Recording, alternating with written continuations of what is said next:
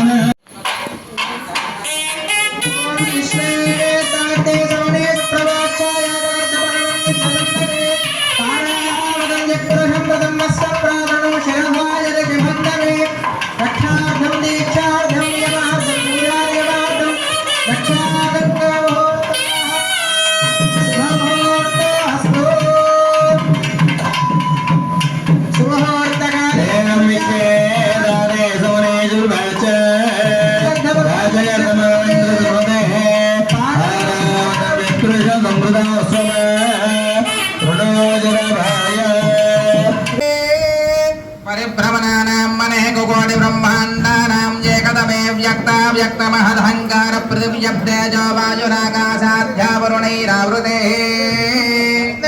బ్రహ్మాండాకాశేష తక్షాదష్టదోపరై ప్రతిష్ఠితే తల వితల సుతల తలాతల రసాతల మహాతల పాతాల సప్తలోకానాం ఉపరితలే పూర్భవస్వః బృహః సప్తజతే సప్తలోకానాం ప్రత్యామితే సప్తలోకానాం మదో భాగే ధర్మవదే ఫలగావదేతి అష్టపుణ్యపుర విరాజితే ఇంద్రాగ్నేయమా నిర్వృతా వరుణా వాయో కుబేర ఈశానాష్టదిక్పాలక పరిపాలితే ఇంద్రమలయ సఖ్య శక్తి హిమవక్షవత్ విద్యా పారయాత సప్తకులాదలమదంగ హిరణ్య శృంగమాల్య మత్కిష్కిందరుష్య శృంగాఖ్యలోకాలోక అచల పంచమహానగ ధిష్ఠితే రామ శివిరంది ప్రథమత్ భగీరథ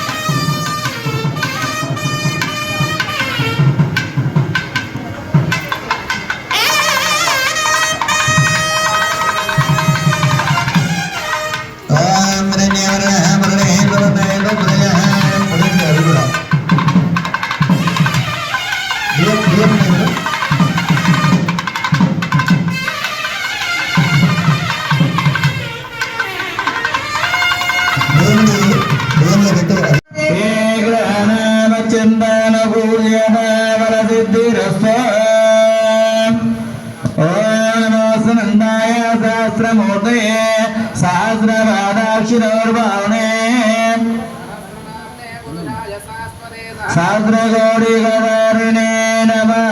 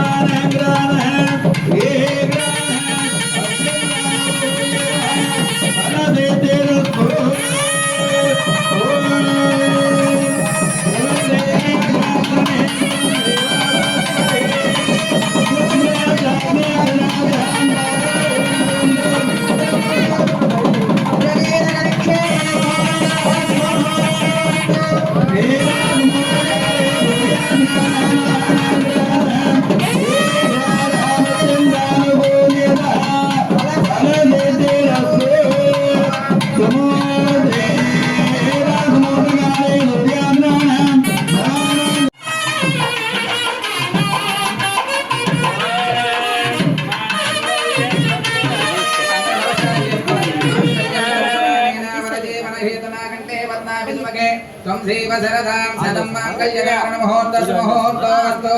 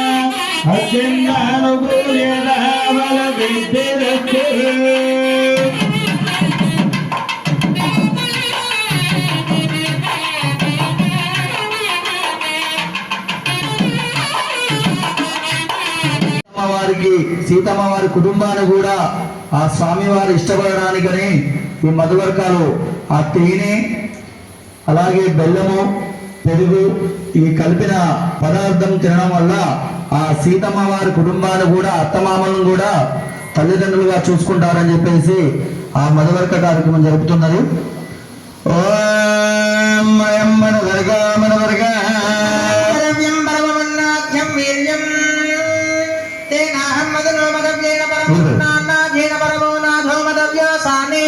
అసంరక్షాలయ ద్వితీయం రాస్య జన్మధనో వదవ్యం పరమన్నాథ్యం వీర్యం తేనాహం మదనో వదవ్యేన పరమేన్నాథ్యేన పరమో నాథో మధవ్యో సాని ద్వితీయం సంరక్షాలయ తృతీయం రాస్య